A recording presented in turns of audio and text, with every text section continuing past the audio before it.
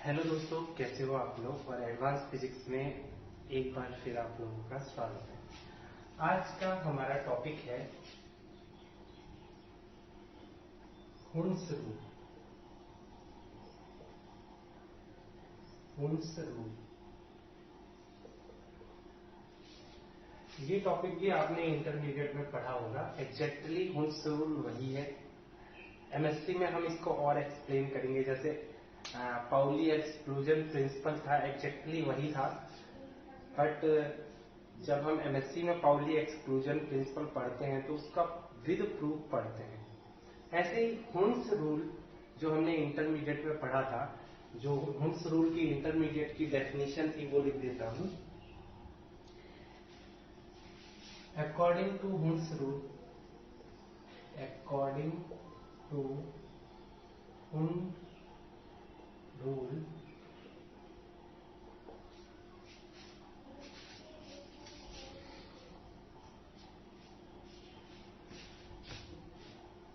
electrons in an orbital of an atom have electrons in an orbital of an atom have parallel spin as far as possible। यही था। Electron in an orbital of an atom, in an electrons in an orbital of an atom have parallel spin as far as possible। Clear दिख रहा है? बहुत अच्छा लग रहा है।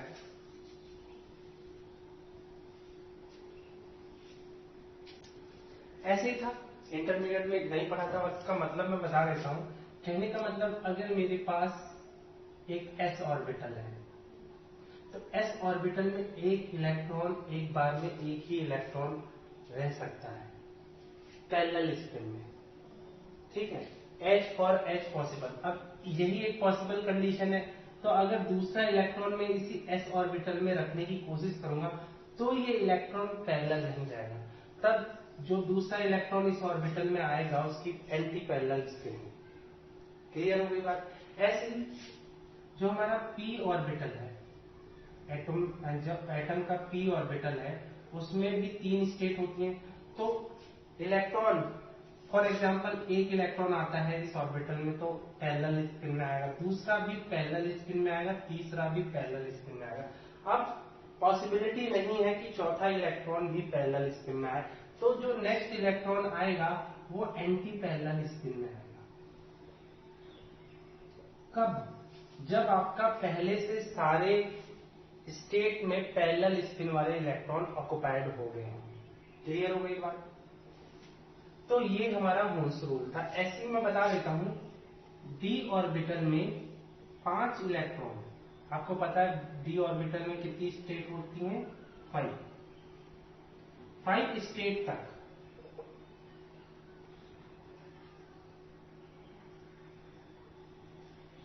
To, three, 4। बहुत खराब बन रहा है ना? 1, 2, 3, 4 एंड 5। तो जो डी ऑर्बिटल है उसमें 5 स्टेट होती हैं।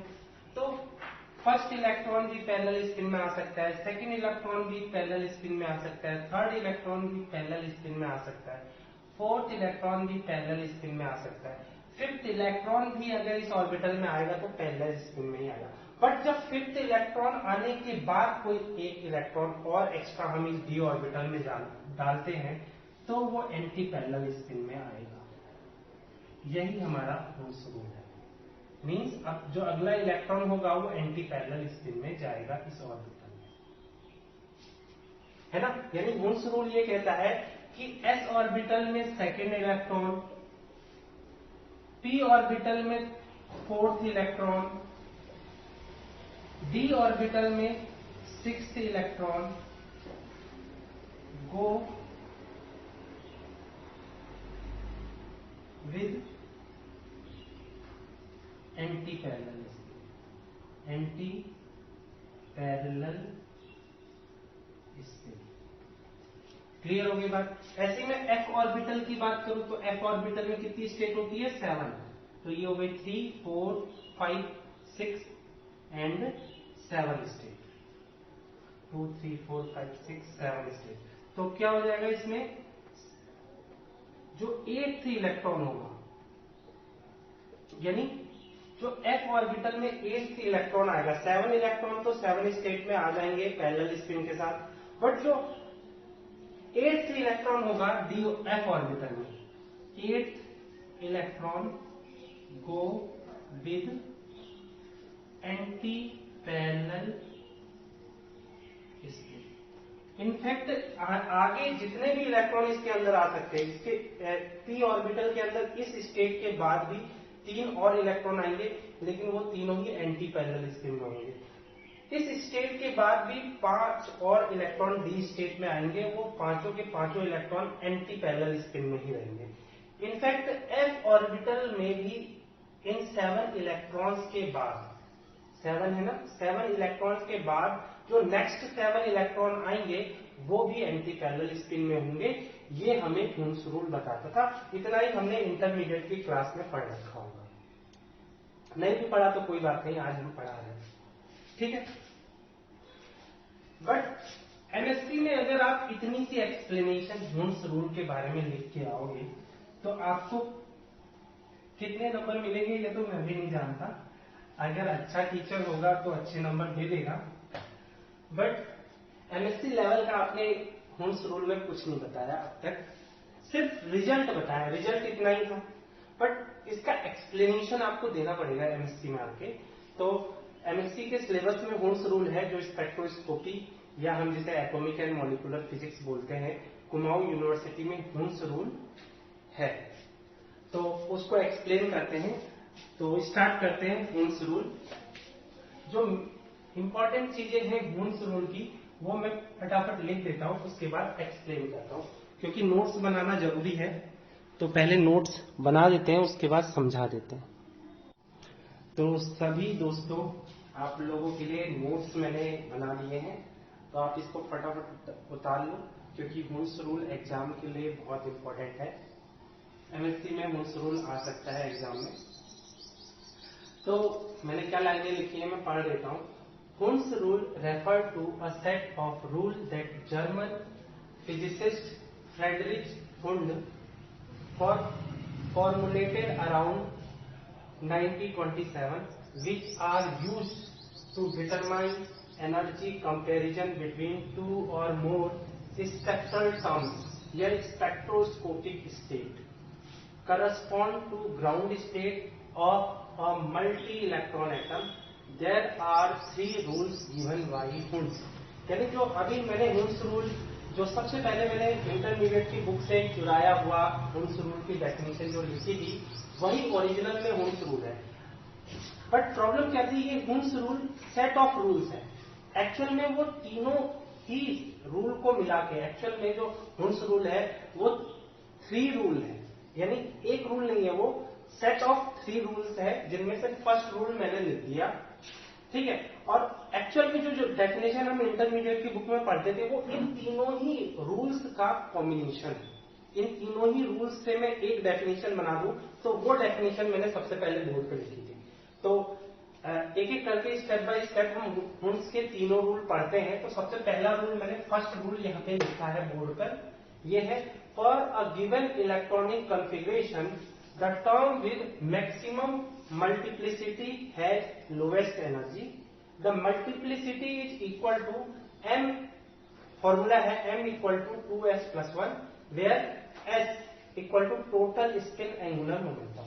ठीक है, इसमें देखो 2 वर्ड जो मुझे लगे कि मुझे समझाने चाहिए, ये है कि हुन्स रूल किसके काम आता है, to determine the energy comparison between 2 और मोर स्पेक्ट्रल टर्म्स।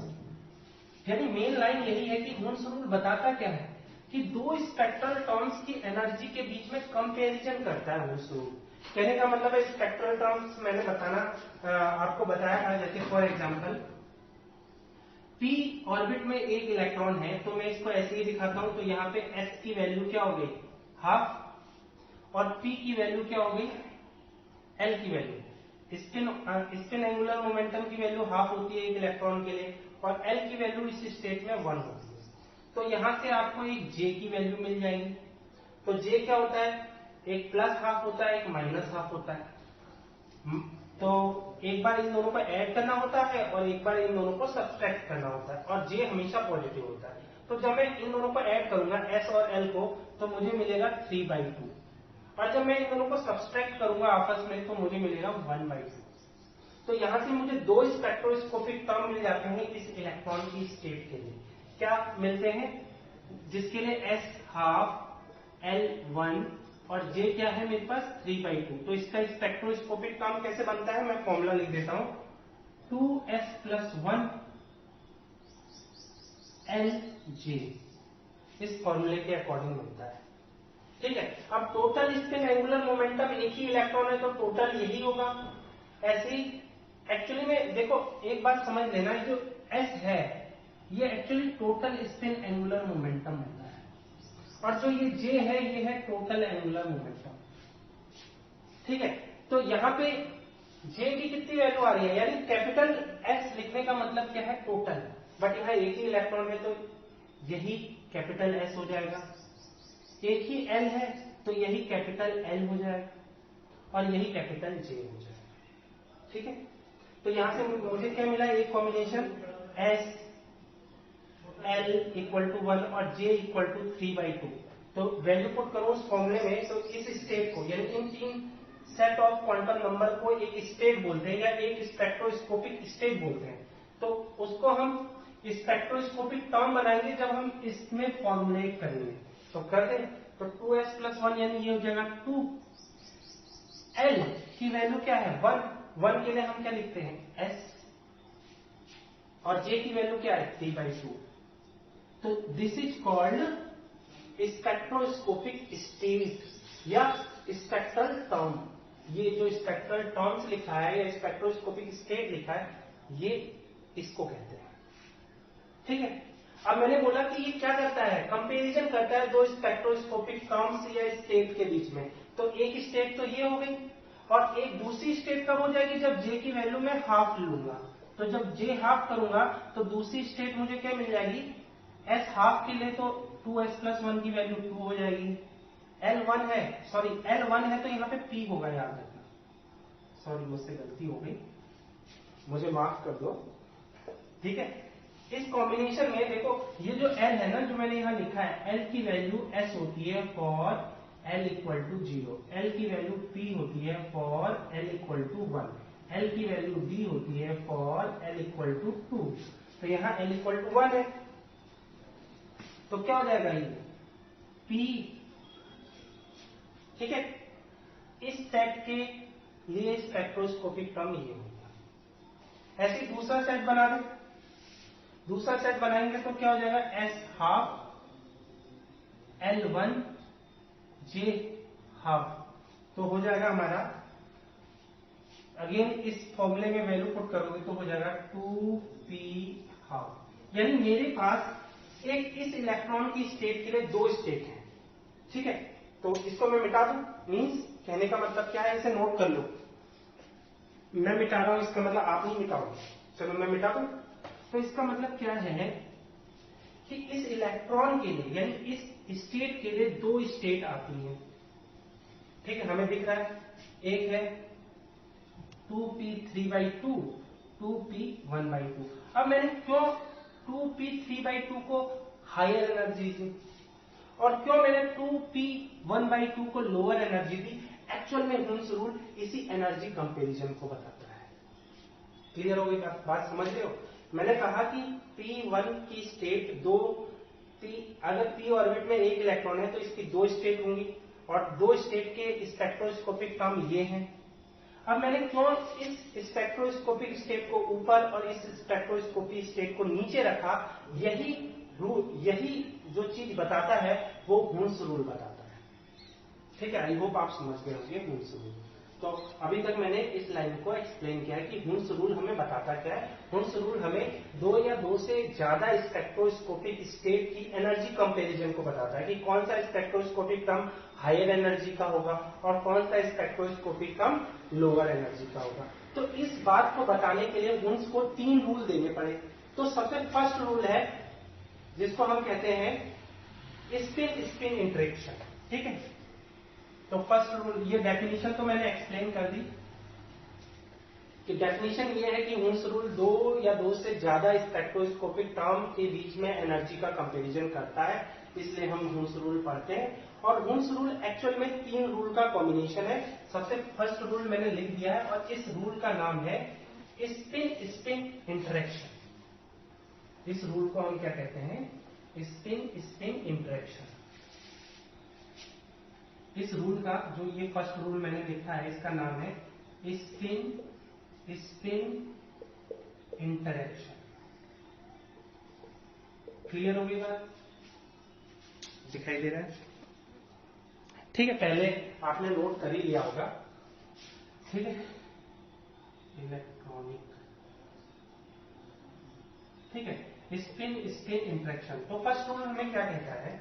कहता है for a given electronic configuration the term with maximum multiplicity had lowest energy, the multiplicity is equal to m, n is equal to 2s+1, where s is the total angular momentum, total spin angular momentum. तो इसको explain करते हैं कि first rule क्या कहता है, फिर उसके बाद समझाएंगे कि ये रूल बना क्यों। ठीक है, तो पहले मैं इसको क्या कहते हैं डेफिनेशन को एक्सप्लेन कर रहा हूं कि डेफिनेशन क्या क्या रहेगा एक्चुअली। तो डेफिनेशन कहती है कि अगर मेरे पास p ऑर्बिटल में 2 इलेक्ट्रॉन है, ठीक है, 2 इलेक्ट्रॉन है। अब इलेक्ट्रॉन है तो मैं अभी इसको स्पिन से नहीं दिखा रहा, अभी 2 इलेक्ट्रॉन लिख देता हूं उससे कि मेरे पास यहाँ 1 इलेक्ट्रॉन है, यहां पे भी एक और इलेक्ट्रॉन है। समझ में आ रहा है? बहुत अच्छा। अब हुन्स ने क्या कहा कि जो मल्टीप्लिसिटी होगी अगर मैक्सिमम होगी तो उसकी एनर्जी मिनिमम होगी। मल्टीप्लिसिटी कहने का मतलब है स्पिन, पहले इलेक्ट्रॉन की स्पिन हाफ हो और दूसरे इलेक्ट्रॉन की भी स्पिन क्या हो? हाफ हो, यानी दोनों सेम स्पिन में हो तो क्या हो जाएगा?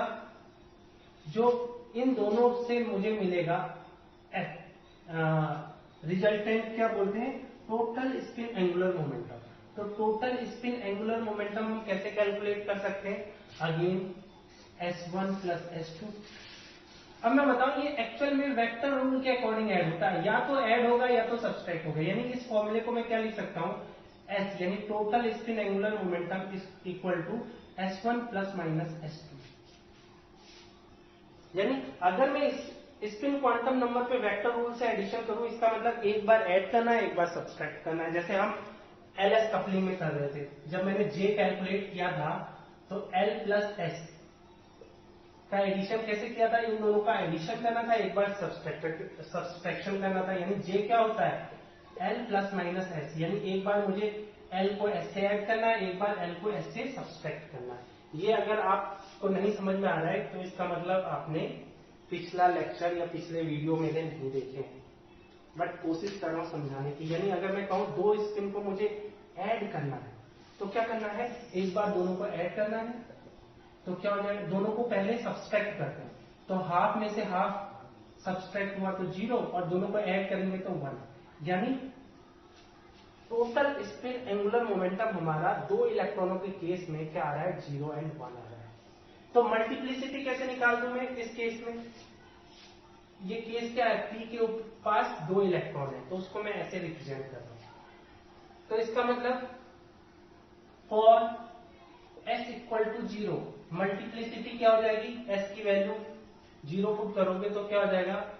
2s प्लस 1 फॉर्मूले के अकॉर्डिंग मुझे मिल रहा है 1। For s equal to 1 multiplicity अगर अप्लाई करूं तो क्या हो जाएगा? 2 इंटू 1 प्लस 1 तो क्या हो जाएगा? यानी 3। समझ में आ रहा है? ठीक है, इसे नोट कर लो, ये एडिशन वाला, इसको मैं मिटा रहा हूं, बोर्ड बहुत छोटा है। ठीक है, इसे कहते हैं सिंगलेट स्टेट। सिंगलेट स्टेट और इसको बोलते हैं ट्रिपलेट स्टेट। ठीक है, इसके नाम है। यानी S इक्वल टू 0 को मैं क्या बोलूंगा, it means S equal to 0 is a singlet state, S equal to 1 is the triplet state. ये ऐसे नाम दिए हैं। तो मैं कहूं कि कौन सी स्टेट ज्यादा है, यानी कहने का मतलब क्या है कि अगर स्पिन स्पिन इंटरेक्शन हुआ इस p2 स्टेट में, यानी अगर p ऑर्बिट में 2 इलेक्ट्रॉन है, p ऑर्बिटल में 2 इलेक्ट्रॉन है, तो उनका अगर मैं स्पिन स्पिन इंटरेक्शन की वजह से स्प्लिटिंग देखूं तो ये 2 स्टेट में स्प्लिट हो जाता है। एक जिसके लिए S0 है, एक जिसके लिए S1 है। अब मैंने क्यों S0 का, क्योंकि for given electronic configuration the term with maximum multiplicity है लोएस्ट एनर्जी। तो मैक्सिमम मल्टीप्लिसिटी किसकी आ रही थी, S इक्वल टू 1 के लिए आ रही थी 3, तो ये नीचे आ गई, और S इक्वल टू 0 के लिए मिनिमम मल्टीप्लिसिटी आ रही थी, तो वो ऊपर चली गई। क्लियर हो गई बात? मैंने समझा दिया कि हुन्स रूल के अकॉर्डिंग मैंने एक स्टेट ली जिसमें 2 इलेक्ट्रॉन थे, उन दोनों इलेक्ट्रॉन का स्पिन स्पिन इंटरेक्शन किया तो मुझे 2 स्टेट मिली, एक सिंगलेट स्टेट, एक मिली ट्रिपलेट स्टेट। अब कौन सी स्टेट की एनर्जी ज्यादा होगी, स्पिन स्पिन इंटरेक्शन यही बताता है। ये बताता है हमें कि lowest, the term with maximum multiplicity has lowest energy. तो मैक्सिमम मल्टीप्लिसिटी किसकी आ रही थी, मैक्सिमम मल्टीप्लिसिटी 3 आ रही थी फॉर S इक्वल टू 1, तो इसकी लोएस्ट एनर्जी हो गई। और इसका मतलब जिसकी मल्टीप्लिसिटी क्या आ जाएगी, मिनिमम आएगी, उसकी हाईएस्ट एनर्जी हो जाएगी। तो यानी स्पिन स्पिन इंटरेक्शन का जो हुन्स रूल है हमें वो ये इंफॉर्मेशन देता है कि जब p ऑर्बिटल में 2 इलेक्ट्रॉन है तो 2 स्टेट बनती है, एक होती है सिंगलेट स्टेट और एक होती है ट्रिपलेट स्टेट। और सिंगलेट स्टेट की एनर्जी सबसे ज्यादा होती है और ट्रिपलेट स्टेट की एनर्जी कम होती है। ये हमें हुन्स रूल, हुन्स का फर्स्ट रूल बताता था। यानी हुन्स रूल एक्चुअल में 3 रूल्स हैं, तो सबसे पहला रूल हमें ये इंफॉर्मेशन देता है, नोट कर लीजिए। अब इसको एक्सप्लेन करते हैं कि क्यों ऐसा हुआ। ठीक है, तो नोट कर लो, फिर मैं एक्सप्लेनेशन हेडिंग डाल रहा हूं। ठीक है, मिटा रहा हूं। तो एक्सप्लेनेशन देख लेते हैं कि क्यों ऐसा हुआ। ठीक है,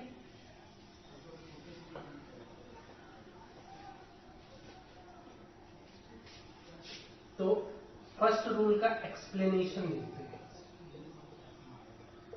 तो आपको ये सब लिखना है, ठीक है, ऐसा नहीं, जितनी भी बातें मैं बोल रहा हूं ये सब नोट करते रहना। ठीक है, दिखाई दे रहा है?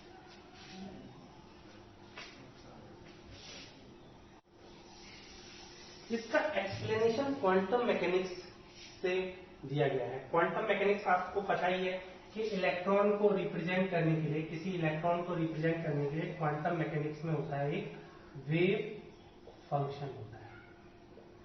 तो मैं किसी इलेक्ट्रॉन को रिप्रेजेंट करने वाला वेव फंक्शन साई ई ले रहा हूं। अब जो ये इलेक्ट्रॉन को रिप्रेजेंट करने वाला वेव फंक्शन होता है, इसके 2 पार्ट्स होते हैं। एक होता है स्पिन पार्ट और एक होता है स्पेस पार्ट। ठीक है, और पाउली एक्सक्लूजन प्रिंसिपल से हमें ये पता चल चुका था, पाउलीज प्रिंसिपल, पाउलीज पूरा लिखो, exclusion principal.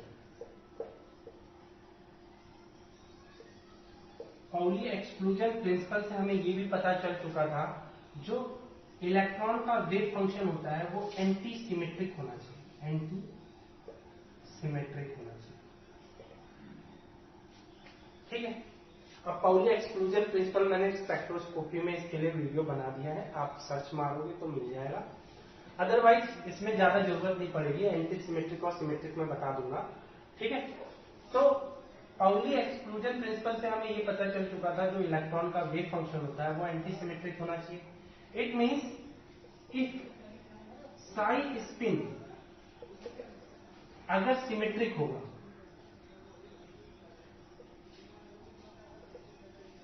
Then psi space anti symmetric होना चाहिए।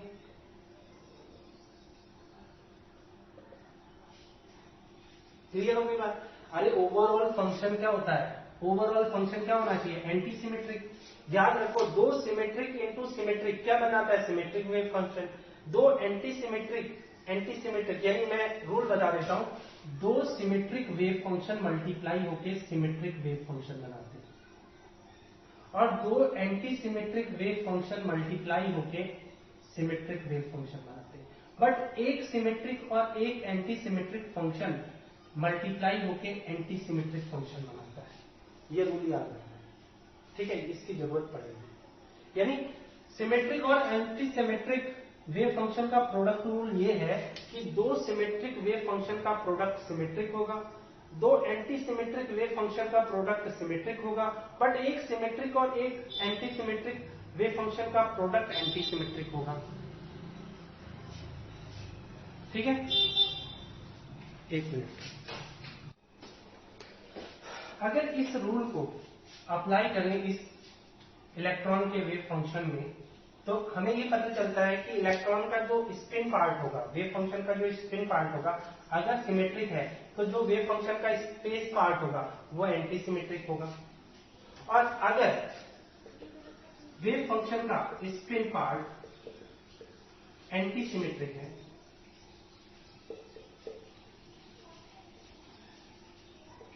देन स्पेस पार्ट कैसा होगा?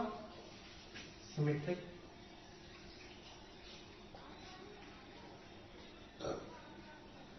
ठीक है? यहां से हमें ये भी रूल मिला। ये सारी चीजें आप नोट करते रहना। अच्छा, अब यहां पे देखते हैं कि अगर स्पिन सिमेट्रिक होगी तो क्या होगा?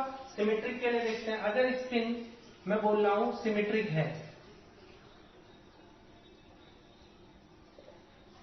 तो हमारे पास अगर दो इलेक्ट्रॉन है किसी पी स्टेट में, तो दोनों ही पैरेलल स्पिन में होंगे।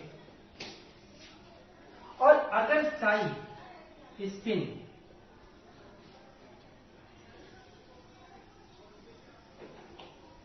एंटी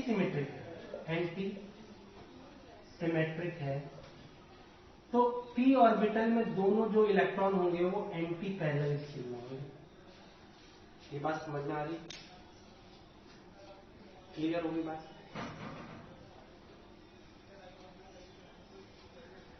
इतना समझ गए?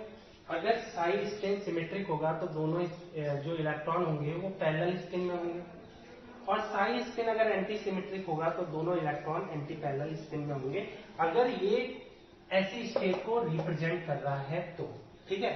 कंडीशन वैलिड है कि अगर ये जो स्पिन वेव फंक्शन है वो दो इलेक्ट्रॉन की स्टेट को रिप्रेजेंट कर रहा है। क्लियर होगी बात? तो इसको मैं मिटा दूं, ये रूल आप नोट कर लेना। अब इस रूल से हमें मिला क्या, देख लेते हैं।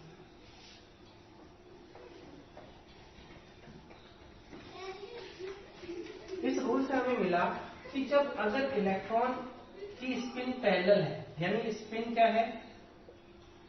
साई स्पिन कैसी है? सिमेट्रिक है। तो जब हमने स्पेस पार्ट निकाला,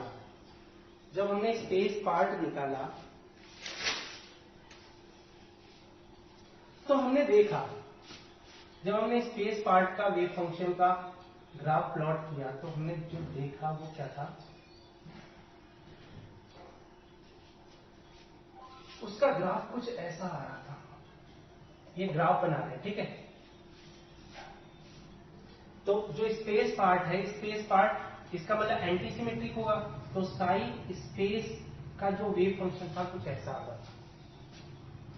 देखो, जब साई क्या हो रहा है, स्पिन जब पैरेलल है, ठीक है, यानी सिमेट्रिक है, तो जो स्पेस पार्ट है वो एंटी सिमेट्रिक है, मींस आधा एक तरफ आधा एक तरफ। क्या एंटी सिमेट्री दिख रही है? इसमें सिमेट्री दिख रही है, दोनों की स्पिन पैरेलल है तो सिमेट्री है। इसमें स्पेस पार्ट में एक तरफ मैग्नीट्यूड पॉजिटिव आ रहा है, एक तरफ मैग्नीट्यूड नेगेटिव आ रहा है, इसका मतलब इसका स्पेस पार्ट कैसा है? एंटी सिमेट्रिक है। Anti symmetric. अब स्पेस पार्ट एंटी सिमेट्रिक आ रहा है, इसका मतलब ये साई कहीं ना कहीं जीरो होगा। ये बताएगा कि नहीं बताएगा? अगर मैं बोलूं कि साई की वैल्यू पॉजिटिव भी हो रही है नेगेटिव भी हो रही है, इसका मतलब इस साई की वैल्यू कहीं ना कहीं जीरो है, ठीक है, और वही जीरो होगी जहां से ये पॉजिटिव से निगेटिव वैल्यू में टर्न हो रहा होगा। तो अगर मैं साई स्पेस का प्रोबेबिलिटी डेंसिटी का फंक्शन अगर ड्राइव करूं तो मुझे क्या पता चलता है, मैं इसको मिटा रहा हूं। जब इसकी प्रोबेबिलिटी डेंसिटी का अगर हम फंक्शन निकालें तो ये प्रोबेबिलिटी डेंसिटी कहीं जीरो हो जाती है और ऐसे आता है साई स्पेस की मैंने प्रोबेबिलिटी डेंसिटी का ग्राफ प्लॉट किया तो मुझे ये पता चल रहा है कि there is a central point where probability of finding electron is zero। ये सिंपली हमें ये बताना है, there is a central point, ऐसे ही लिखा है,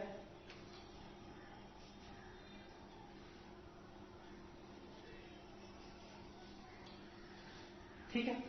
अब ये हमें क्या बता रहा है, यानी प्रोबेबिलिटी इलेक्ट्रॉनों के फाइंड करने की दो जगह है, एक यहां है एक यहां है, मतलब दोनों इलेक्ट्रॉन के वेव फंक्शन अलग अलग है।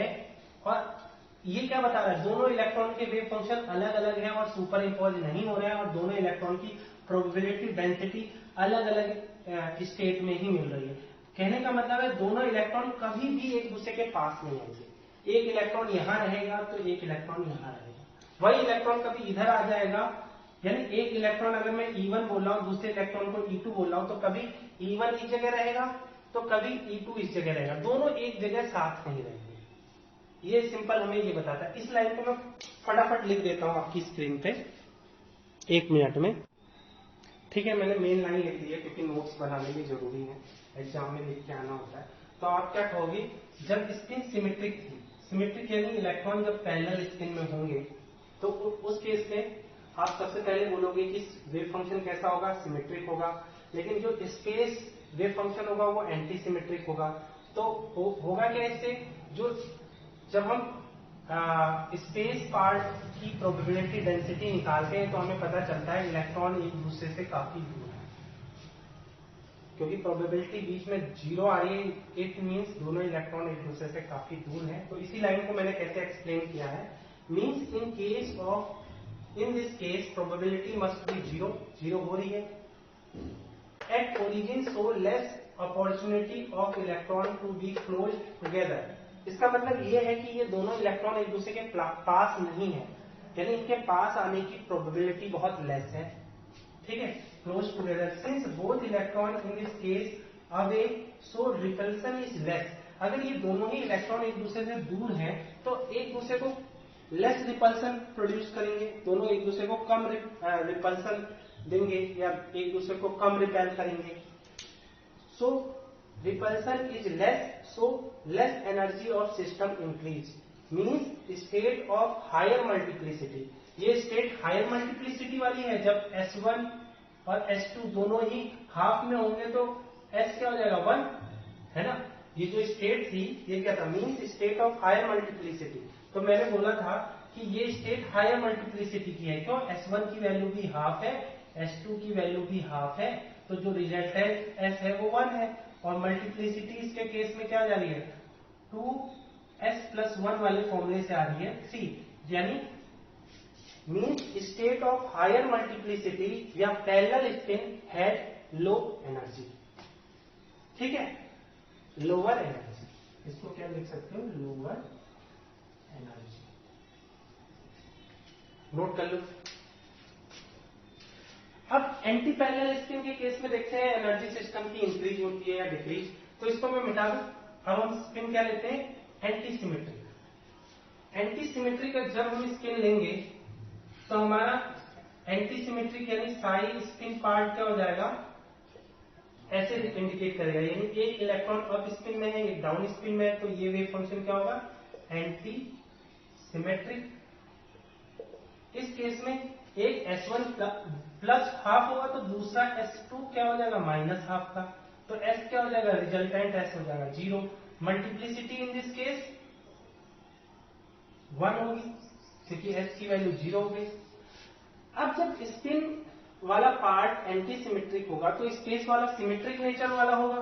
सिमेट्रिक नेचर वाला होगा यानी जैसा इधर वेव फंक्शन बना है वैसे ही इधर भी वेव फंक्शन बनेगा।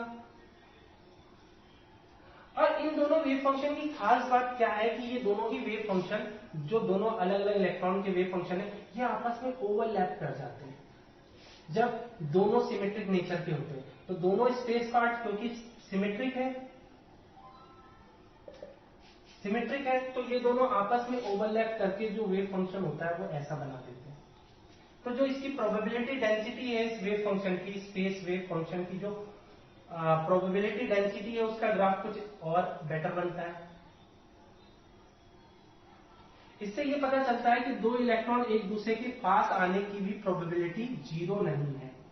ये देखो, ये लाइन यानी ये सेंटर पॉइंट है, इधर x पॉजिटिव इधर x निगेटिव, तो यानी सेंटर पॉइंट पे भी कुछ ना कुछ प्रोबेबिलिटी मिल रही है। इसका मतलब इलेक्ट्रॉन एक दूसरे के पास भी आ सकते हैं, इसकी भी प्रोबेबिलिटी है। ठीक है, इसका मतलब जब स्पिन एंटी सिमेट्रिक हो तो उस केस में मल्टीप्लिसिटी कैसी होती है, मिनिमम होती है, और उस केस में इलेक्ट्रॉनों के पास आने की प्रोबेबिलिटी भी मैक्सिमम होती, कुछ ना कुछ प्रोबेबिलिटी होती है, अब 0 नहीं होती। तो हम कहेंगे means in this case probability must B, in this case probability never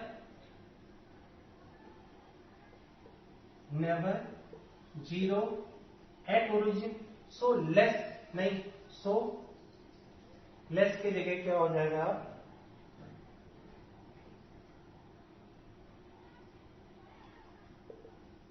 high opportunity to electron to be closed together since both electron in this case near to each other, so repulsion is greater, so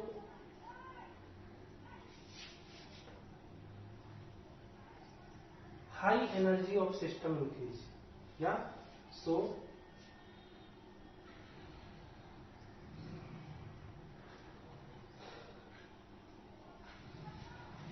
क्या लिखेंगे हम यहाँ,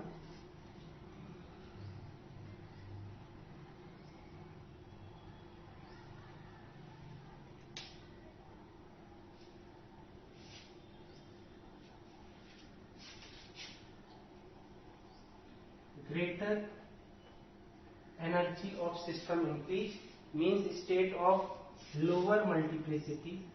ठीक है, क्या क्या change करना आप देख लो, lower multiplicity has higher energy, clear हो गई बात। यानी दूसरे केस में जब हमारे पास स्पिन का वेव फंक्शन एंटी सिमेट्रिक हो तो लाइनें मैंने चेंज कर दी, means in this case probability never 0 at origin, so high opportunity of electron to be close together since both electron in this case near to each other, so repulsion is greater, so greater energy of system increase means state of lower multiplicity means anti-parallel spin, anti-parallel spin has higher energy। ठीक है, इसीलिए मैंने ये graph बनाया था। तो यही Holmes का फर्स्ट रूल था जिसका मैंने ग्राफ बनाया था ऐसे कि P के पास अगर एक इलेक्ट्रॉन हो, दो इलेक्ट्रॉन हो, तो इस स्टेट में जो स्पिन स्टेट होती है S इक्वल टू 0 और S इक्वल टू 1, तो S इक्वल टू 1 के लिए मल्टीप्लिसिटी क्या हो जाती है 2 इंटू 1 प्लस 1 यानी 3, और इसके लिए M equal to 0 2 into 0 plus 1 यानी 1। तो मल्टीप्लिसिटी, हायर मल्टीप्लिसिटी है lower energy and lower multiplicity है हायर एनर्जी। तो इसी को हम हुन्स फर्स्ट रूल कहते हैं, नोट करें। अब फटाफट मैं आपके सामने स्क्रीन पर लिख देता हूं हुन्स सेकंड रूल। मैंने लिख दिया है हुंड का सेकंड रूल जो आपकी स्क्रीन के सामने है। इसमें मैंने लिखा है for a given multiplicity term largest value of total angular momentum quantum number, जिसे हम कैपिटल एल से शो करते हैं, has lowest energy and vice versa. कहने का मतलब है ऐसी स्पेक्ट्रोस्कोपिक स्टेट जिसके लिए एल की वैल्यू मैक्सिमम होगी उसकी एनर्जी मिनिमम होगी, और जिसके लिए एल की वैल्यू मिनिमम है उसके लिए एनर्जी मैक्सिमम होगी, है ना। इन्होंने बोला है largest value of total angular momentum L has lowest energy. Clear हो गई बात?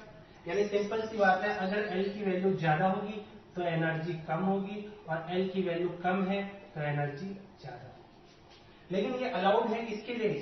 फॉर गिवन मल्टीप्लिसिटी, ये रूल था। अब ये total angular quantum number L, आप इससे थोड़ा सा कंफ्यूज होंगे तो मैं बता देता हूं, क्योंकि वुन्स रूल किसके लिए बना है? मल्टी इलेक्ट्रॉन एटम के लिए बना है। इसका मतलब आपके पास ऑलरेडी एक से ज्यादा इलेक्ट्रॉन है ऑर्बिटल में। तो फॉर एग्जांपल अगर मैं इस स्टेट के लिए लूं जिसके में 2 इलेक्ट्रॉन है, तो इस स्टेट को मैं P2 से रिप्रेजेंट करता हूं। तो गिवन मल्टीप्लिसिटी कहने का मतलब है एक कंडीशन तो ऐसी हो गई और एक कंडीशन कैसी हो गई? ऐसी हो गई। ठीक है, इन दोनों ही केस में P4, इन दोनों ही केस में अगर मैं आपसे कहूं कि स्पिन क्या है, तो S1 क्या हो गई? हाफ, S2 क्या हो गई? हाफ। इस केस में भी S1 क्या हो गई? हाफ, S2 क्या हो गई? हाफ। क्यों बोला? क्योंकि दोनों ही, ये दोनों इलेक्ट्रॉन पैरेलल स्पिन में है, ये दोनों जो ऑप्टिकल इलेक्ट्रॉन है ये दोनों भी पैरेलल स्पिन में है। ये 2 पॉसिबिलिटीज है। ठीक है, यहां पे दोनों एंटी पैरेलल में है तो टोटल स्पिन कैंसिल आउट हो जाएगी, तो इसकी टोटल स्पिन, इन दोनों इलेक्ट्रॉनों की टोटल स्पिन 0 होती है। इसीलिए स्पिन में जो पार्टिसिपेट करेंगे वो ये दोनों ही इलेक्ट्रॉन होंगे। जो अनपेयर्ड इलेक्ट्रॉन होते हैं वही ऑप्टिकल इलेक्ट्रॉन होते हैं। तो हमें यहाँ पे हर जो वुन्स रूल होते हैं वो ऑप्टिकल इलेक्ट्रॉन पे ही बेस्ड होते हैं, तो हमें ऑप्टिकल इलेक्ट्रॉन की ही बात करनी है। और यही ऑप्टिकल इलेक्ट्रॉन ही स्पेक्ट्रोस्कोपिक स्टेट बनाते हैं एटम की। तो हमें ऑप्टिकल इलेक्ट्रॉन की बात करनी है। ठीक है, तो अगर हम ध्यान से देखें यहाँ पे, तो मैं कहूं कि इसके लिए L की वैल्यू क्या होगी? L1 की वैल्यू भी 1 होगी और L2 की वैल्यू भी 1 होगी। इसी तरह से इस स्टेट के लिए भी L1 की वैल्यू 1 होगी, L2 की वैल्यू भी 1 होगी। तो ये ऑर्बिटल एंगुलर क्वांटम नंबर है, लेकिन हमें क्या चाहिए? Total angular quantum number. तो देखो, ऑर्बिटल एंगुलर क्वांटम नंबर एक ये है, दूसरे इलेक्ट्रॉन के लिए भी 1 है। तो टोटल एंगुलर क्वांटम नंबर क्या होगा? जब इन दोनों का सम होगा तो टोटल एंगुलर क्वांटम नंबर क्या होता है? L1 plus minus L2। एक बार ऐड करना है, एक बार सब्सट्रैक्ट करना है, तो क्या हो जाएगा? टोटल, इसी को कहते हैं हम टोटल ऑर्बिटल क्वांटम नंबर। तो ऐड करेंगे, सब्सट्रैक्ट करेंगे तो 0, ऐड करेंगे तो 2 आएगा, लेकिन हमें 1 यूनिट का गैप देना है, यानी 1 2। क्लियर होगी बात? समझ रहे हो कैसे करना है? एक बार मिनिमम वैल्यू लेना है, एक बार मैक्सिमम वैल्यू लेना, और फिर दोनों के बीच में यूनिट का गैप देना है। इसी तरह से हम एंगुलर मोमेंटम को ऐड करते हैं, ये आपको पता होना चाहिए।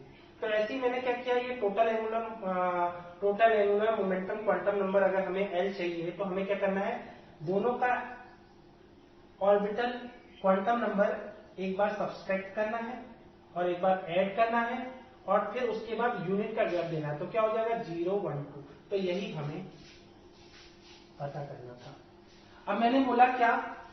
मैंने ये बोला है, मतलब वुन्स का जो सेकंड रूल है वो ये है, for given multiplicity term largest value of total angular quantum number L has lowest energy. It means ये क्या बताता है? P2 की 3 एनर्जी लेवल है,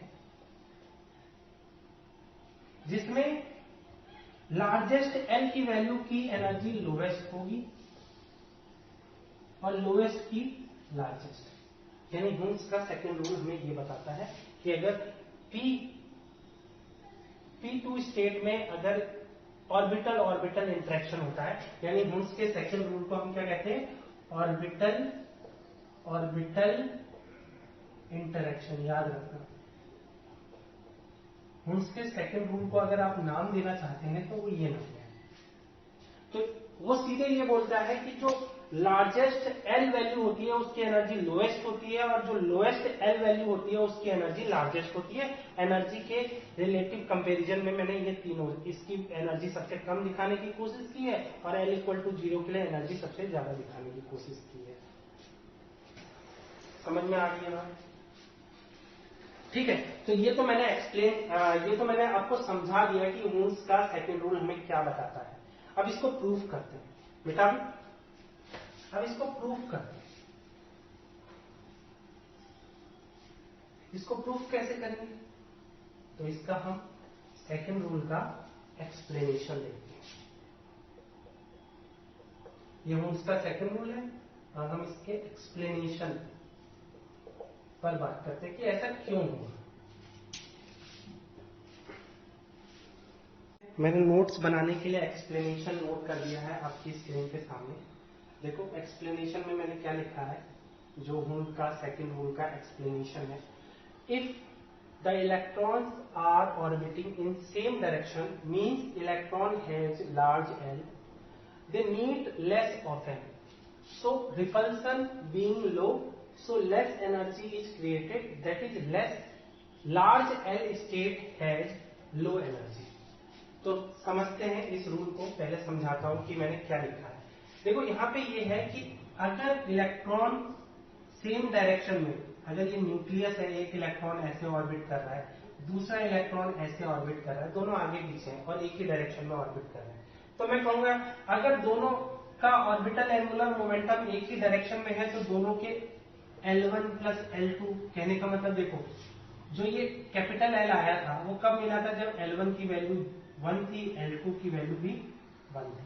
अगर मेरे पास दो इलेक्ट्रॉन के अलग अलग ऑर्बिटल एंगुलर मोमेंटम है तो रिजल्टेंट ऑर्बिटल एंगुलर मोमेंटम क्या होगा? 0 1 2। कैसे? एक बार सब्सट्रैक्ट करना है तो 0 आएगा, एक बार ऐड करना है तो 2 आएगा, और फिर यूनिट का गैप चाहिए।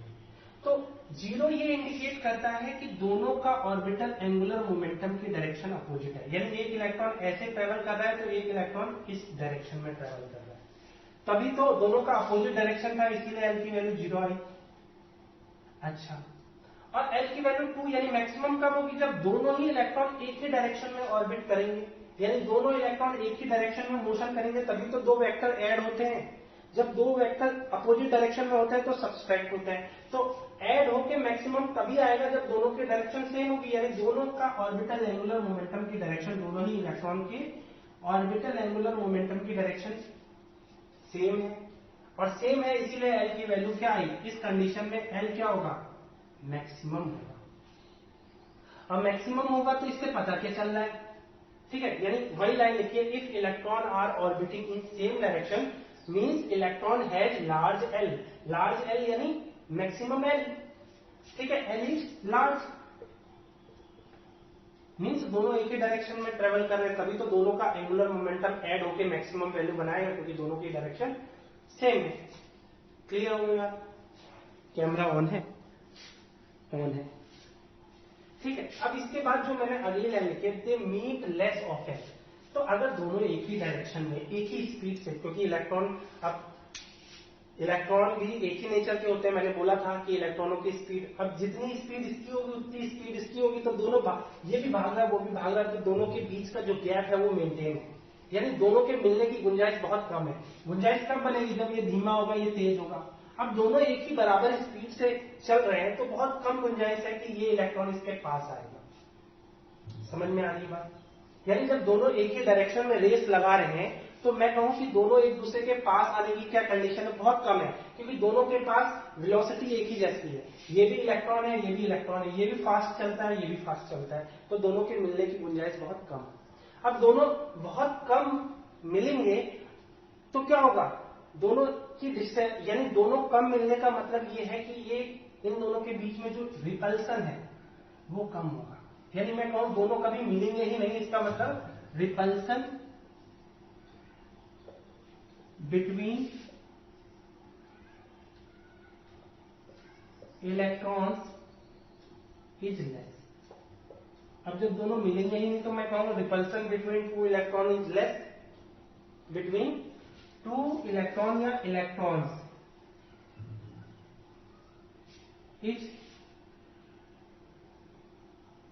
Between electron is less, obviously. अब मैं कहूं कि अपोजिट ले लेते हैं, ठीक है। इसका मतलब अब दोनों ही के बीच में रिपल्सन लेस है, इसका मतलब एनर्जी क्रिएट ही नहीं हो रही है। देखो एनर्जी क्रिएट कब होगी, जब वर्क हो सकता है, जब दो इलेक्ट्रॉनों को एक दूसरे के, जैसे दो इलेक्ट्रॉन है दूर दूर है, मैंने दोनों को पास में लाया, तो जैसे ही मैं इन दोनों को छोड़ूंगा ये रिपल्सन के कारण दूर चले जाएंगे, यानी इनके पास एनर्जी है काम करने की। दोनों एक दूसरे से दूर गए बिना एनर्जी के तो जाएंगे नहीं। दोनों को मैं पास पास लाया, मैंने पकड़ के रखा था, लेकिन जैसे ही मैंने दोनों को छोड़ा तो वो दोनों एक दूसरे से रिपल्सन के कारण एक दूसरे से दूर चले गए, यानी अपने आप काम किया, यानी सिस्टम के पास कुछ एनर्जी थी, उसी ने काम किया, दोनों को दूर कर दिया। तो यानी सिस्टम के पास अगर रिपल्सन कम है तो एनर्जी भी कम है। It means system has less energy, less energy. अब सिस्टम की एनर्जी लेस है, इसका मतलब क्या होगा, large L state has low energy, वही लाइन देखिए, mean that is large L state has low energy, because large state में दोनों इलेक्ट्रॉन एक दूसरे के पास आ नहीं रहे थे, तो रिपल्सन हो नहीं रहा था, तो एनर्जी क्रिएट हो नहीं रही थी। एनर्जी एटम के अंदर तभी क्रिएट होगी जब दो इलेक्ट्रॉन एक दूसरे के पास आके रिपल्सन प्रोड्यूस करेंगे, तो एनर्जी क्रिएट होगी। अब दोनों एक दूसरे को मिल ही नहीं रहे, दोनों एक ही डायरेक्शन में भाग में मिल रहे नहीं है, रिपल्सन हो नहीं रहा है, तो एनर्जी क्रिएट हो नहीं रही है। इसका मतलब so less energy is created, that is large L state has low energy, ठीक है।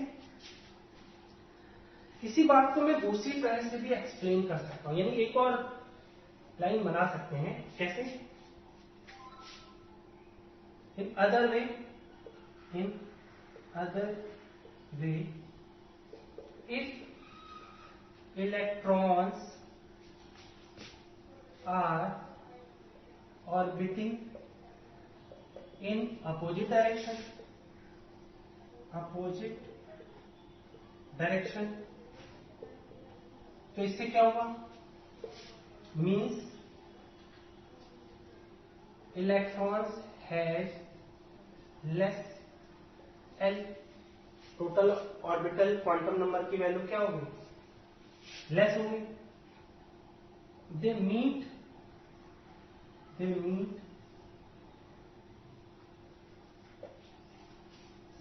more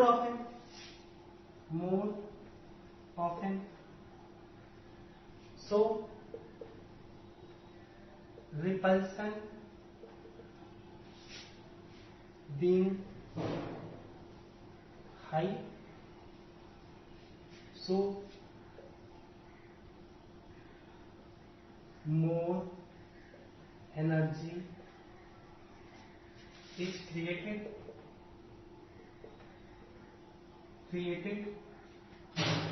that is large low value of L state has high energy. इसी को मैंने ऐसे लिखा था कि P स्टेट में दो इलेक्ट्रॉन है, तो L1 की वैल्यू 1 हो गई, L2 की वैल्यू 1 हो गई, तो रिजल्टेंट L क्या हुआ, 0 1 एंड 2, तो ये तीन स्टेट में स्प्लिट हो गया, और दोनों ही रूल अप्लाई करेंगे तो हमें पता चलेगा L0 की एनर्जी सबसे ज्यादा होगी और L मैक्सिमम की वैल्यू एनर्जी सबसे कम, ठीक है। इसी को अगर मैं डायग्राम में शो कर दूं, तो डायग्राम में क्या होगा, क्योंकि अब दोनों ही इलेक्ट्रॉन अलग अलग एंगुलर मोमेंटम, अपोजिट डायरेक्शन में एंगुलर मोमेंटम है, इसका मतलब अगर न्यूक्लियस ये है तो एक इलेक्ट्रॉन ऐसे ऑर्बिट कर रहा है और एक इलेक्ट्रॉन इस डायरेक्शन में ऑर्बिट कर रहा है, तो दोनों जब अपोजिट डायरेक्शन में होंगे तो वो बार बार मिलते रहेंगे, क्योंकि एटम तो बहुत बड़ा है नहीं, बहुत छोटा सा एटम है और इलेक्ट्रॉन की वेलोसिटी बहुत हाई है, तो वो एक दूसरे से बहुत जल्दी जल्दी मिलते रहेंगे। मिलने से क्या होगा, रिपल्सन क्रिएट होगा, और रिपल्सन क्रिएट होगा तो एनर्जी क्रिएट होगी, इसका मतलब जब दोनों का एंगुलर मोमेंटम अपोजिट डायरेक्शन में है, इट मीन्स दोनों का एंगुलर मोमेंटम बहुत कम है, तो होगा क्या उससे कि उन दोनों के मिलने की गुंजाइश बहुत ज्यादा हो जाएगी, और उससे क्या होगा, दोनों के बीच में रिपल्सन ज्यादा होगा, तो एनर्जी भी ज्यादा क्रिएट होगी। इसका मतलब that is low value of L state has high energy. ठीक है, तो ये हुंड के सेकेंड रूल का एक्सप्लेनेशन था। नोट कर लो, मैं मिटा रहा हूं।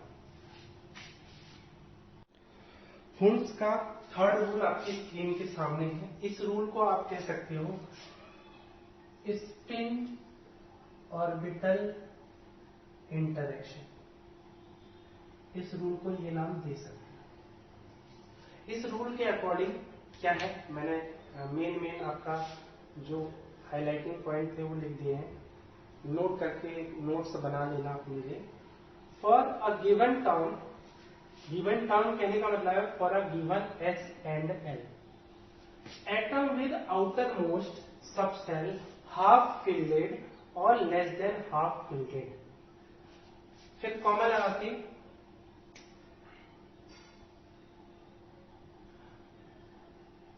the level with lowest value of total angular quantum number lie lowest in energy. If outermost subcell is more than half filled, level with highest J is lowest in energy. थोड़ा complicate है लेकिन मैं समझाने की कोशिश करता हूं। फिर अगेन हम p ऑर्बिटल ले लेते हैं। p ऑर्बिटल में मेरे पास 2 इलेक्ट्रॉन है, ये है लेस देन हाफ फिल्डेड का case, less than half fielded, मतलब इस कंडीशन को हम बोलते हैं फिजिक्स में less than half fielded.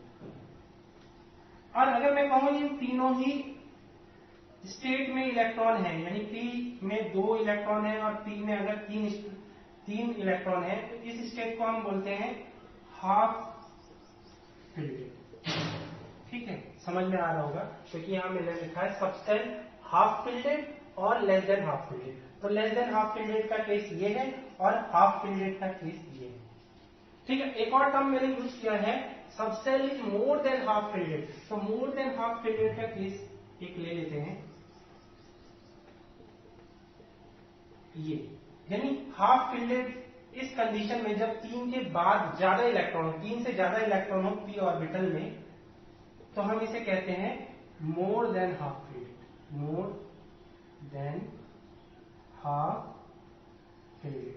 Clear होगी बात? आई होप आपको ये वर्डिंग समझ में आ गई होगी। अब हाफ फिल्डेड और लेस देन हाफ फिल्डेड दोनों की कहानी सेम है। सबसेल हाफ फिल्डेड और लेस देन हाफ फिल्डेड दोनों में एक ही चीज है, यानी हाफ फिल्डेड और लेस देन हाफ फिल्डेड में एक ही केस अप्लाई होगा। तो मैं हाफ फिल्डेड को मिटा देता हूं, ठीक है, यानी ये केस यूजलेस है तो इसको हटा दिया। अब यानी केस 2 ही है, एक हाफ फिल्डेड, एक less than more than half fielded, है ना। एक लेस देन हाफ फिल्डेड या हाफ फिल्डेड दोनों एक ही जैसे ट्रीट होंगे, और एक मोर देन हाफ फिल्डेड। इन दोनों ही केस में जे की एनर्जी डिफरेंट होगी और डिफरेंट रूल फॉलो करेगी। यानी जब हाफ फिल्डेड और लेस देन हाफ फिल्डेड होगा तो level of lowest value of total angular quantum number J lie lowest. ठीक है, यानी अगर जे की वैल्यू, यानी कि इस केस में अगर जे की वैल्यू लो है तो एनर्जी भी लो होगी, अगर जे की वैल्यू हाई है तो एनर्जी भी हाई होगी।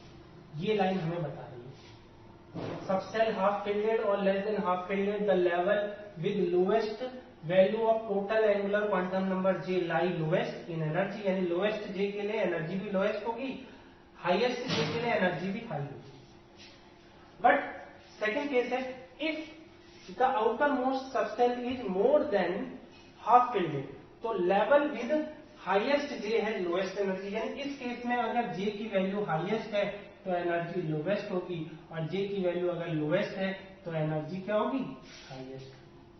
ये वुंड का थर्ड रूल है। ठीक है, समझा दिया। अब इसमें सिर्फ एक, यानी इतनी पूरी लाइनों में अभी मैंने एक चीज और नहीं समझाई है, ये टोटल एंगुलर क्वांटम नंबर क्या है।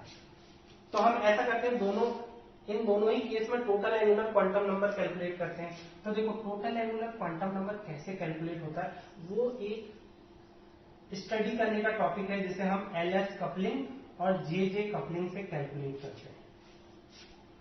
क्लियर होगी बात? ठीक है। अब एलएस कपलिंग और जे कपलिंग मैंने आपको पढ़ाया नहीं है, ठीक है, तो मैं मान लेता हूं, क्योंकि ये क्या कह रहा है, फॉर गिवन टर्म एल, यानी किसी गिवन टर्म यानी एस और एल के लिए मैं बताऊं तो फॉर एग्जांपल मैं मान लेता हूं मेरे पास कोई एक ऐसी स्टेट है जिसके लिए एल की वैल्यू 1 है और एस की वैल्यू 1 है। ऐसा हो सकता है, क्योंकि एल की वैल्यू अब तक हम ला चुके हैं कि एल की वैल्यू 1 कैसे हो सकती है। देखो L1 L2 दोनों ही अगर 1 हो तो L की वैल्यू 0 1 एंड 2 होती है, और S1 की वैल्यू हाफ होती है, S2 की वैल्यू भी हाफ होती है, तो रिजल्टेंट जो S होता है वो 0 और 1 आता है। इसका मतलब टोटल L की वैल्यू 1 भी हो सकती है, S की वैल्यू भी 1 हो सकती है। यानी ये रूल किसके लिए अप्लाई होगा, फॉर अ गिवन टर्म। तो गिवन टर्म हमने मान लिया कि हमारे पास पहले ही से एक स्टेट है जिसके लिए L की वैल्यू 1 है और S की वैल्यू 1 है। तो इसके लिए अगर मैं J कैलकुलेट करूं तो J भी वैसे ही कैलकुलेट होगा, कैसे, L प्लस माइनस S, यानी J एक बार दोनों को सब्सट्रैक्ट करना है और फिर दोनों को ऐड करना है और फिर यूनिट का गैप देना है। तो यूनिट का गैप देंगे तो J की वैल्यू 0 1 2 1 है। यानी एक ऐसा एनर्जी लेवल जिसके लिए L की वैल्यू 1 है, S की वैल्यू 1 है, उसका जो एनर्जी लेवल होगा वो 2 लेवल में स्प्लिट हो जाएगा, 3 लेवल में स्प्लिट हो जाएगा, जिसके लिए J की वैल्यू 0 1 2 ये सब होगी। ठीक है।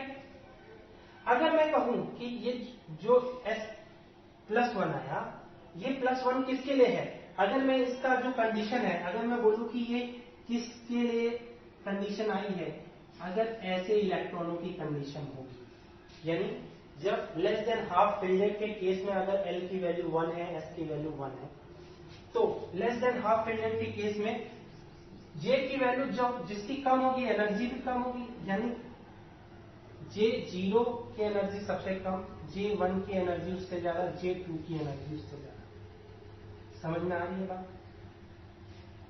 और ऐसे ही अगर मैं कहूं कि जो ये L इक्वल टू 1 है और जो ये S इक्वल टू 1 है, ये किसके लिए आया है, किसी ऐसी स्टेट के लिए आया है जिसमें मोर देन हाफ फिल्डेड का केस है, यानी 4 इलेक्ट्रॉन है। P में यहाँ पे क्या करा, P में हमारे पास 2 इलेक्ट्रॉन थे और यहाँ P में हमारे पास 4 इलेक्ट्रॉन है। तो उस केस में ऐसे स्पेक्ट्रल टर्म जिसमें L की वैल्यू 1 है, S की वैल्यू 1 है, तो यहाँ पे अगर जब J की वैल्यू 3 आएगी तो कौन सा रूल फॉलो करेगी, मोर देन हाफ फिल्डेड वाला, यानी J जिसका मैक्सिमम होगा उसकी वैल्यू मिनिमम होगी, यानी 2 की value minimum, J equal to 1, J equal to 0। ठीक है, ये 2 डायग्राम है जो इस डेफिनेशन को एक्सप्लेन करते हैं, जो थर्ड रूल है उसको मतलब उसको जस्टिफाई करते हैं ये 2 एग्जांपल, कि हमारा हुंड का जो थर्ड रूल है वो हमें क्या बताता है, वो हमें ये बताता है लेस देन हाफ फिल्डेड में जो J की वैल्यू होती है, J की वैल्यू सबसे कम उसकी एनर्जी सबसे कम, लेकिन मोर देन हाफ फिल्डेड के केस में जब J आता है तो J की वैल्यू जिसकी कम होती है उसकी एनर्जी सबसे ज्यादा होती है। तो J की वैल्यू 0 सबसे कम है तो इसकी एनर्जी ज्यादा है। ये हमें हुंड का थर्ड रूल बताता है।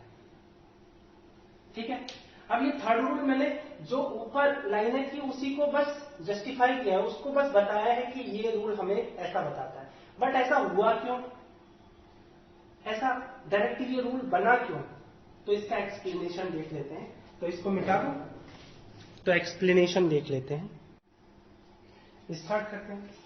तो हुंड के थर्ड रूल के एक्सप्लेनेशन में आप ये लाइन नोट कर सकते हो जो मैंने आपकी स्क्रीन के सामने लिखी है। तो हुंड का थर्ड रूल के एक्सप्लेनेशन में, this rule can be understand by spin orbital interaction energy formula. तो स्पिन ऑर्बिटल इंटरेक्शन एनर्जी का फॉर्मूला हुंड ने कुछ ऐसा बनाया, ये अलग अलग फिजिसिस्ट ने अलग अलग बताया है, लेकिन हुंड्स ने जो फॉर्मूला दिया है वो कुछ ऐसा है। ठीक है, तो ये अकॉर्डिंग टू हुंड्स रूल आप कहोगे कि हुंड ने स्पिन ऑर्बिटल इंटरेक्शन एनर्जी को कैलकुलेट करने का फॉर्मूला कुछ ऐसा दिया था, वेयर जो ये FML है ये एक फंक्शन है, फंक्शन डिपेंड अपॉन ml। अब ये ml क्या है? मैग्नेटिक क्वांटम नंबर, आपको पता होना चाहिए।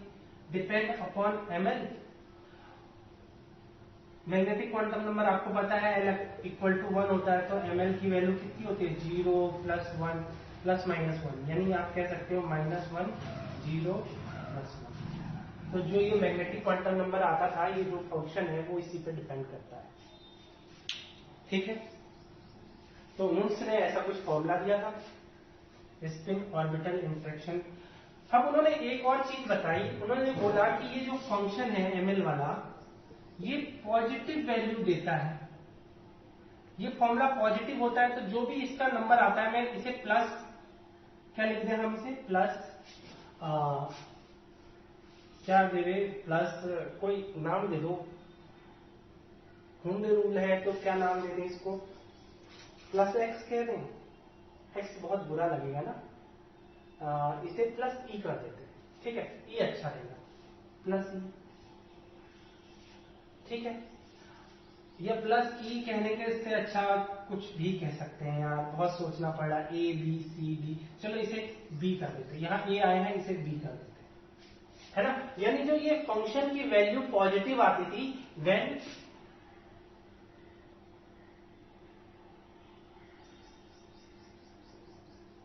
when electrons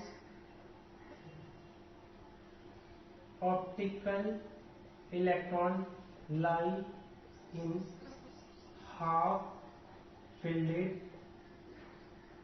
or less than half filled। ठीक है,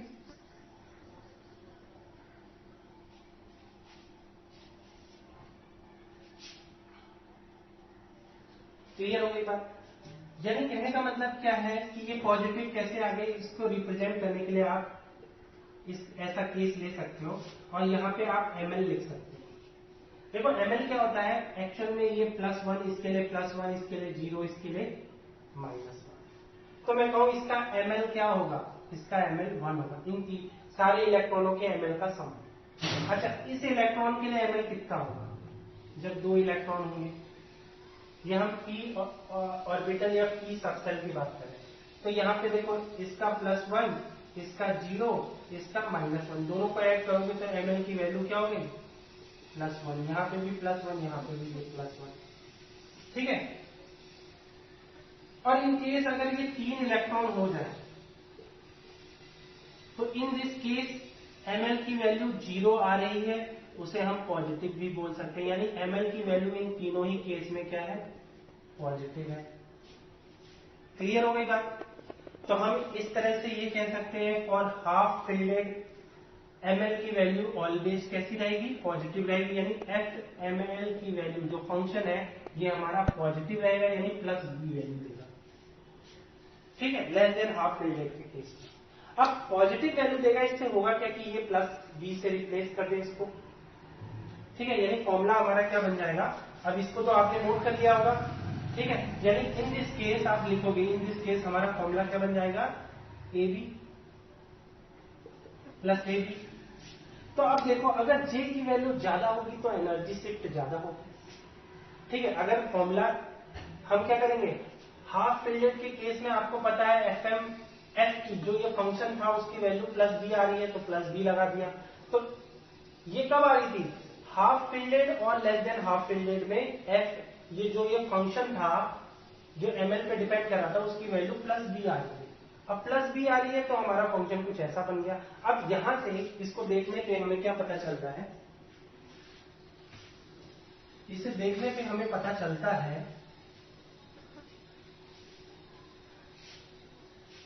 कि when J is high then energy is high, when J is low energy is low। ठीक है, यही तो रूल था हुंड का। हुंड ने यही कहा था, हाफ फिल्डेड और less than half filled, if J increase then energy also increase, if J is decrease energy is also decrease. ठीक है, समझ गए? अच्छा, क्लियर हो गई बात? अब मोर देन हाफ फिल्डेड के केस में क्या होता है? अब मोर देन हाफ फिल्डेड के केस में क्या होता है, ऑर्बिटल हमारे कुछ ऐसे हैं, अब पैक्ड है, फर्स्ट सेकेंड थर्ड, अब ये फोर्थ आया, ये मोर देन हाफ फिल्डेड का केस है, यानी P4 का केस है। तो यहाँ पे ये +1, ये 0, ये -1, तो Ml क्या हो गया, Ml हो गया 2 इलेक्ट्रॉन, एक 0 पे है एक -1 पे है, तो दोनों को ऐड करेंगे, इन दोनों नंबर को जब ऐड करेंगे तो हमें आ रहा है निगेटिव, यानी -1 आ रहा है। अच्छा एक और सिचुएशन देख लेते हैं, तो इस कंडीशन में क्या होता है, P5 अप डाउन और एक अप रहेगा, तो Ml की वैल्यू यहाँ पे +1 0 -1, तो Ml की वैल्यू क्या हो गई, एक ही है माइनस, यानी निगेटिव। अब इस इलेक्ट्रॉन का Ml की वैल्यू ऐड करोगे, यहाँ 2 इलेक्ट्रॉन थे, तो 2 इलेक्ट्रॉन में एक की Ml की वैल्यू 0 थी, एक की -1 थी, तो यहाँ पे एक ही अनपेयर्ड इलेक्ट्रॉन है, उसकी वैल्यू -1 है, यानी निगेटिव। यानी यहां से हमें क्या पता चल रहा है, जो हमारा फंक्शन डिपेंडिंग ऑन Ml है वो निगेटिव आ रहा है, यानी मैं कह सकता हूं -b आ रहा है। तो ये कौन सी कंडीशन में, मोर देन हाफ फिल्डेड। तो मोर देन हाफ फिल्डेड के केस में हमारा जो फंक्शन आ रहा है वो उसकी वैल्यू क्या है, निगेटिव। अब जब फॉर्मूला ही आगे से निगेटिव साइन का हो गया, तो J की वैल्यू जब ज्यादा होगी तो कैसी होगी, निगेटिव में जाएगी, यानी if J is high energy become low, if J is low then energy increase हो जाएगी। क्लियर होगी बात। तो यही वुन्स का थर्ड रूल था, जो ये बताता था कि मोर देन हाफ फिल्डेड के केस में J की वैल्यू अगर ज्यादा होगी तो एनर्जी कम होगी, और J की वैल्यू अगर कम है तो एनर्जी ज्यादा होगी। ठीक है, तो इसको मैं दिखा दूं, तो एक और बार हम एग्जांपल से दिखा देते हैं कि इसका मतलब एक स्पेक्ट्रल टर्म हमारे पास क्या है, S की वैल्यू 1 है और L की वैल्यू 1 है। इस कंडीशन में आपको पता है, ये अगर किसकी कंडीशन हो, इन दोनों इलेक्ट्रॉन की, यानी P2 की अगर एक ये स्टेट है तो उसमें J की वैल्यू, लोअर J की वैल्यू लोअर होगी और हाई J की वैल्यू हाई, एनर्जी हाई होगी, यानी 2 1 और 0। ठीक है, ये है लेस देन हाफ फिल्डेड। ठीक है, और मोर देन हाफ फिल्डेड का केस आपको पता है, L की वैल्यू 1, S की वैल्यू वैसे ही लिखते हैं जैसे लिखा था, S equal to 1, L equal to 1, और किसके केस में बोल रहे हैं हम, P4 के केस में, P4 के केस में। ठीक है, तो P4 के केस में अगर ऐसा होता है, ऐसे क्वांटम नंबर आते हैं, तो J की वैल्यू, जिसकी J की वैल्यू अगर 0 होगी तो उसकी एनर्जी सबसे ज्यादा होगी। तो यही हुंड का थर्ड रूल था। तो हुंड के तीनों रूल बहुत इंपॉर्टेंट है, और LS कपलिंग जब मैं पढ़ाऊंगा तो ये तीनों ही रूल अप्लाई करेंगे ग्राउंड एनर्जी और एक्साइटेड स्टेट एनर्जी को डिटरमाइन करने के लिए, या स्पेक्ट्रल टर्म्स की एनर्जी के बीच रिलेशन बनाने के लिए भी हम हुंस रूल अप्लाई करेंगे LS कपलिंग में। तो इस वीडियो में इतना ही, अगला वीडियो जल्दी लेके आएंगे, तो आप दीजिए मुझे इजाजत। Okay bye.